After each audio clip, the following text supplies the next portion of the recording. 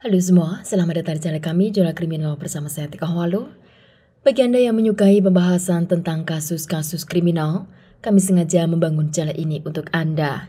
Jangan lupa untuk mendukung channel kami dengan cara subscribe, like, komen, dan share ke media sosial yang Anda punya.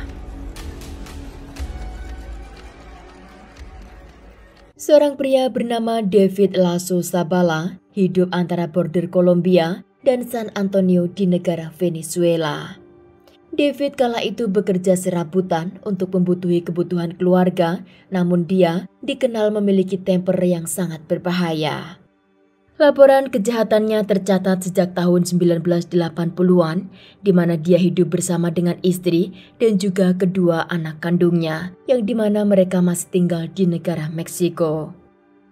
Entah apa yang terjadi dengan istri David, tiba-tiba dia meninggalkan anak dan suaminya dan tidak pernah kembali ke rumah tersebut. Anak mereka yang paling besar berusia 16 tahun, namun namanya tidak dipublikasikan, maka dalam kasus hari ini, kita akan menyebut gadis itu dengan nama Sakura. Sedang adik Sakura pada saat itu berusia 13 tahun dan dia bernama Ruth Lasso. Setelah kepergian istrinya, David merasa kesepian dan mulai meniduri anak pertamanya. Sakura tidak berani berontak karena ayahnya selalu mengancam bahwa dia tidak akan merawatnya dan juga akan membunuhnya. Selama 2 tahun dia diperkaos oleh ayah kandungnya, kini Sakura berusia 18 tahun dan menurut David, suatu hari Sakura melarikan diri dan memutuskan untuk hidup di luar. Kemungkinan Sakura berharap dia akan mendapat kehidupan baru dan juga mendapat kebebasan. Namun beberapa hari kemudian, jasad Sakura ditemukan di dekat rel kereta api dengan luka tusukan di sekujur tubuhnya. Dalam kasus kematian Sakura, David tidak dicurigai sebagai pelaku pembunuhan atau terlibat dalam kematian anaknya. Setelah kematian Sakura, polisi tidak melakukan penyelidikan ataupun mencari informasi siapa pelakunya dan David menjalani kehidupan seperti pada normalnya. Adik Sakura kala itu mengatakan kepada polisi bahwa dia tidak tahu kenapa kakaknya meninggalkan rumah tersebut dan Ruth selalu membela ayahnya dengan mengatakan bahwa ayahnya sedang di rumah ketika kejahatan merenggut nyawa kakak kandungnya. Selama 20 tahun Ruth selalu membela ayah kandungnya dengan mengatakan bahwa kematian Sakura tidak ada keterlibatan dari ayah kandungnya. David setelah kematian Sakura, dia pun mengambil adiknya yaitu Ruth sebagai ganti istrinya. Ruth kala itu tidak keberatan untuk dijadikan istri oleh ayah kandungnya karena dia sudah melihat apa yang dia lakukan kepada kakaknya Sakura. Dan Ruth menganggap bahwa semua itu normal terjadi. Ruth merasa bahwa ayahnya adalah orang yang terbaik untuk menjaganya setelah ibunya meninggalkan mereka.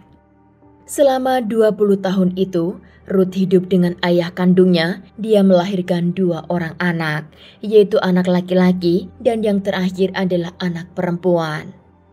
Ruth telah dipesan oleh ayahnya agar merahasiakan status mereka dan agar tidak pernah mengatakan kepada siapapun jika kedua anak tersebut adalah anak dari ayah kandungnya. Selama 20 tahun, Ruth merasa kehidupannya pun normal dan tidak ada yang harus dia khawatirkan. Orang-orang di dekat Ruth mulai mempertanyakan siapa ayah dari kedua anak tersebut. Namun Ruth tidak berani memberikan jawaban sebelum dia mengkonsultasikan kepada David. David sangat takut dicurigai oleh seseorang, maka dia mengajak Ruth dan kedua anaknya atau cucunya ini pindah ke negara Venezuela agar mereka mendapat kehidupan yang lebih tenang. Di tempat baru David bekerja sebagai sopir angkot, namun kondisi mereka masih tetap kekurangan. Ruth yang kini telah berusia 30 tahun, namun dia belum menyadari bahwa hubungan mereka itu adalah hubungan terlarang. Ruth selama itu juga tidak pernah mengecam pendidikan ataupun bersosial dengan orang luar. Ruth diketahui sangat menurut dan tidak pernah membantah apapun yang diinginkan oleh ayah kandungnya. Namun semuanya berubah pada tahun 2020 ketika Ruth mulai melihat ayah kandungnya mendekati anak perempuannya yang pada saat itu dia masih berusia 6 tahun.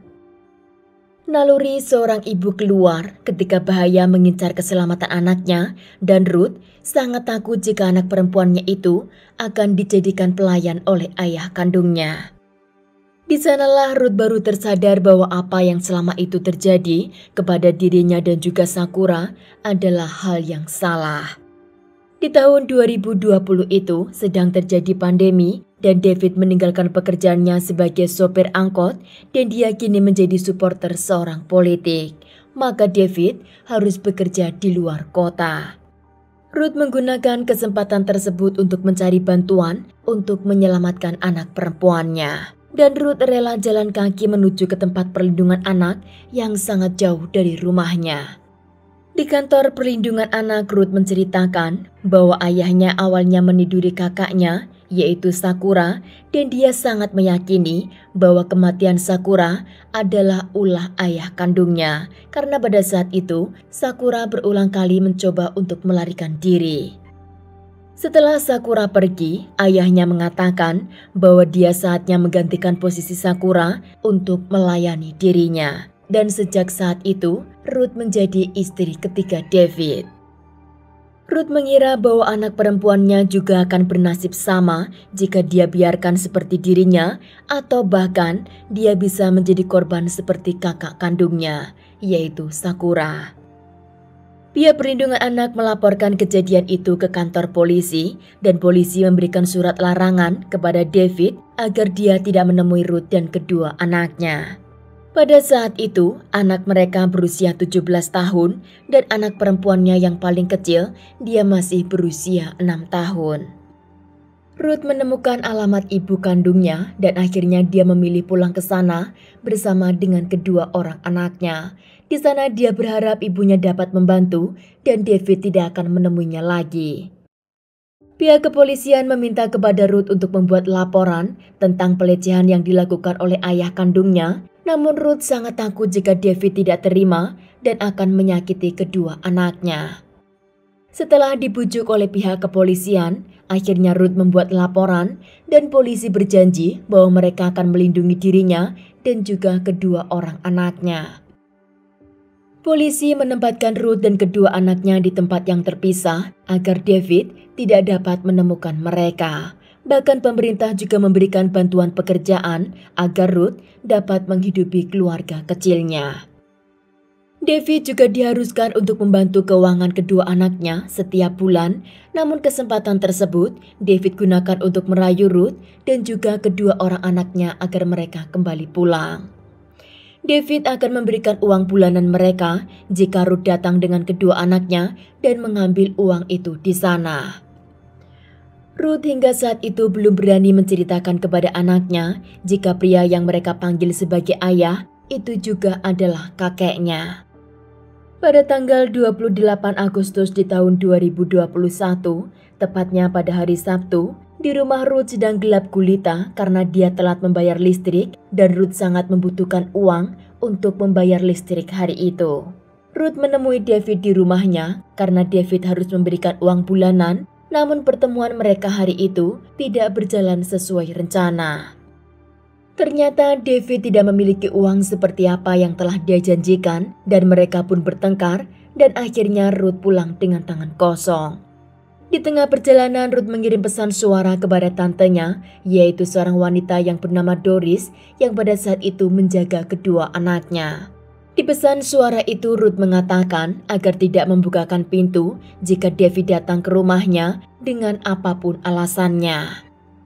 Ruth juga mengatakan bahwa dia sedang berjalan kaki pulang ke rumah karena dia tidak punya uang lagi untuk naik angkutan umum. Ruth benar-benar berpesan kepada tantenya agar menjaga kedua anaknya dan tidak membiarkan mereka bertemu dengan David. Ruth berjalan melalui jalan setapak yang biasa digunakan oleh orang lokal untuk menyelundupkan minyak bakar dari negara Venezuela ke negara Meksiko. Jalan setapak itu tidak ada penerangan dan malam itu Ruth berjalan kaki sendirian dengan menggunakan lampu dari handphonenya.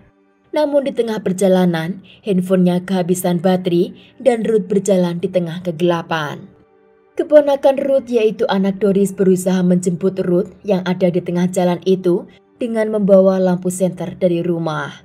Di tengah gelapnya malam itu, tiba-tiba dia mendengar suara jeritan seorang wanita yang sedang meminta tolong, dan dia pun lari mencari suara tersebut yang ternyata suara itu berasal di ujung jalan yang paling sempit.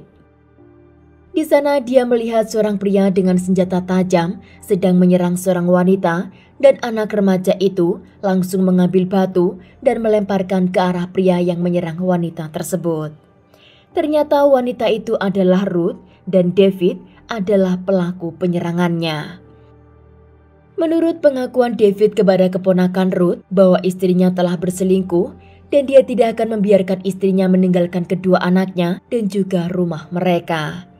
Namun setelah David tahu bahwa anak remaja itu adalah keponakan Ruth, David langsung meninggalkan tempat tersebut. Anak remaja itu berusaha menyelamatkan Ruth dan di sana Ruth merintih dan juga berusaha mengatakan sesuatu. Namun menurut anak remaja itu, Ruth menghembuskan nafas terakhir sebelum korban mendapat pertolongan. Ruth dinyatakan meninggal dunia di usianya ke-35 tahun dan juga meninggalkan 2 orang anak yang berusia 17 tahun dan 6 tahun. Setelah dilakukan investigasi, David akhirnya pada tanggal 9 September di tahun 2021, dia menyerahkan diri ke kantor polisi. David yang berusia 56 tahun di ruang interogasi mengatakan bahwa dia adalah pelaku pembunuhan terhadap kedua orang anaknya. Dia mengatakan bahwa dia tidak punya dunia lain selain apa yang dia miliki di rumah, yaitu anak dan juga istrinya. Maka ketika istri pertamanya meninggalkan rumah begitu saja, dia tidak tahu cara menjalani kehidupan dengan orang luar, maka dia memilih untuk menjadikan kedua anaknya sebagai ganti istrinya yang dimana dia akan menjaga mereka dan mereka akan hidup bersama-sama. Belum ada keputusan akhir dari pengadilan seberapa lama David akan mendekam di penjara, namun menurut pengacara David, kemungkinan David akan mendekam di penjara minimal 17 tahun dan maksimal 37 tahun penjara. Sekian kasus hari ini, jangan lupa tinggalkan like dan komen. Jika Anda tidak keberatan, klik tombol subscribe untuk mendukung channel kami. Terima kasih saya ucapkan kepada Anda para subscribers. Sekian, sampai jumpa di kasus berikutnya.